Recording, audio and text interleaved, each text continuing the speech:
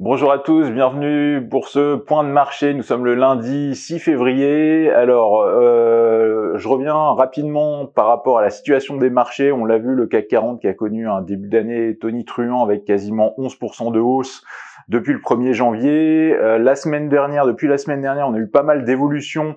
Et ce que je note, c'est en fait certaines divergences, aussi bien sur la macroéconomie que la microéconomie. Et donc, ça va être un peu l'objet de ce point vidéo. Alors, pour l'aspect macroéconomique, tout d'abord, aux États-Unis, on avait mercredi dernier en soirée la Fed qui a globalement répondu présente, c'est-à-dire avec un discours qui a été conforme aux attentes des économistes.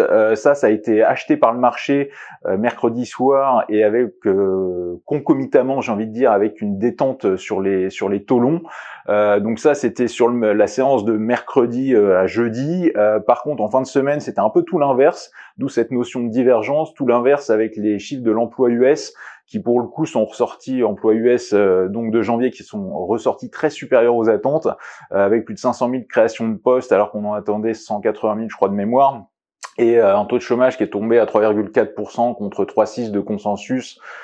Également sur le salaire horaire, on a une décrue, mais on sent quand même bien que l'inflation reste présente, et donc tout ça a contribué à faire un petit peu l'effet inverse par rapport à mercredi soir, avec une grosse remontée des rendements des taux longs et du coup une rechute de Wall Street.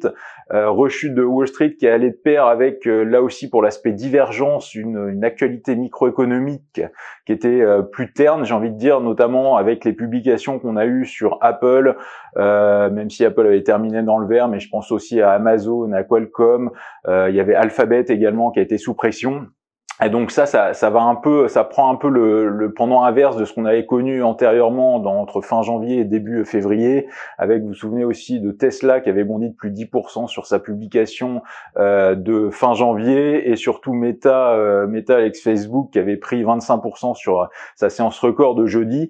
Donc voilà, on a vraiment deux poids deux mesures en termes de chiffres, à la fois donc macroéconomiques, microéconomiques, et cette divergence en fait je la constate aussi un peu dans le CAC 40. On a certaines valeurs, on l'a vu avec Publicis en fin de semaine dernière, également Dassault Systèmes qui avait pris 10% sur une seule séance jeudi. Publicis qui évolue sur des records, et à l'inverse, dans le même temps, on a vraiment d'autres segments qui vont pas du tout, c'est-à-dire qui sont sur des plus bas de plusieurs semaines ou de plusieurs mois, comme par exemple Sanofi Aventis ou Total Energy également, deux poids lourds de la côte parisienne qui sont sur des plus bas de 3 mois. Donc c'est vraiment un peu tout l'opposé par rapport à ce qu'on peut constater sur Publicis par exemple, pour ne parler que de cette valeur en fin de semaine dernière. Donc d'ailleurs Total qui va d'ailleurs publier cette semaine comme pas mal de valeurs bancaires, notamment BNP, Paribas et Société Générale. Mais donc c'est vraiment en fait moi c'est vraiment quelque chose qui me frappe, qui me marque, cette dichotomie avec donc par rapport dans le CAC 40, d'une part on a ces Publicis, Dassault qui explose à la hausse, ou même encore les valeurs du luxe. On l'a vu depuis le début de l'année, les LVMH, Hermès, avec la perspective de réouverture en Chine qui évolue, ces deux titres-là qui évoluent sur des records historiques. Et à l'inverse, on a vraiment d'autres segments qui sont beaucoup plus à la traîne. Et donc ça, en fait, c'est vraiment ce que je constate, c'est ce type de divergence qui, à mon avis, n'est pas vraiment très sain en termes de cohérence de marché. Alors pour vous le partager, c'est ce que j'écrivais en fin de semaine dernière à mes abonnés, que ce soit SMS Cash Alert ou la Bourse au quotidien pro, c'est cette notion, certains principes qui me rappellent le présage d'Hindenburg. Alors sans revenir sur les détails, mais je vous ai mis le petit lien en bas de cette vidéo. Et en gros, c'est vraiment ce présage, c'est ce qui le caractérise justement, c'est ces divergences de comportement qui ne sont pas au sein d'un même indice ou au sein d'un même secteur, donc comme on l'a vu avec le compartiment technologique US.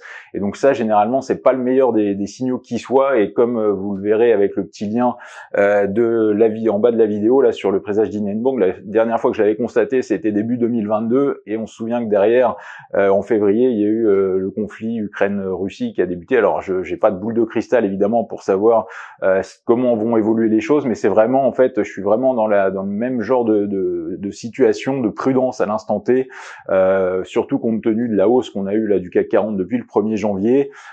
Également des petits signaux ici ou là, on a des particuliers US au niveau de l'activité de retail aux US qui ont dépassé les niveaux de GameStop en termes d'activité du boursicoteur moyen américain. Et ça aussi, quand on va dire les petits opérateurs moyens arrivent sur le marché, c'est généralement, et surtout en masse, avec des gros volumes, c'est généralement pas le meilleur des signaux qui soient. Donc là aussi, de mon point de vue, une certaine prudence. De tout cela, en fait, dans mes services, dans la bourse au quotidien pro, si vous m'y suivez, on a pas mal encaissé à partir de vendredi et donc jusqu'à ce matin, avec pas mal de gains, des chargeurs, des Whitby, Lacroix à plus 10, plus 15%, même Pierre et Vacances, vous voyez le graphique qui s'affiche. Une position que j'avais tenue, qu'on avait initiée en novembre et qu'on a donc revendu en fin de semaine, toute fin de séance vendredi dernier ou à l'ouverture ce matin, en gain de 100% en à peine plus de 3 mois. Donc voilà, ça c'est vraiment ce que je recherche, et des gros mouvements qu'on peut avoir quand on a des inerties, comme ça a été le cas sur le CAC 40 ces dernières semaines.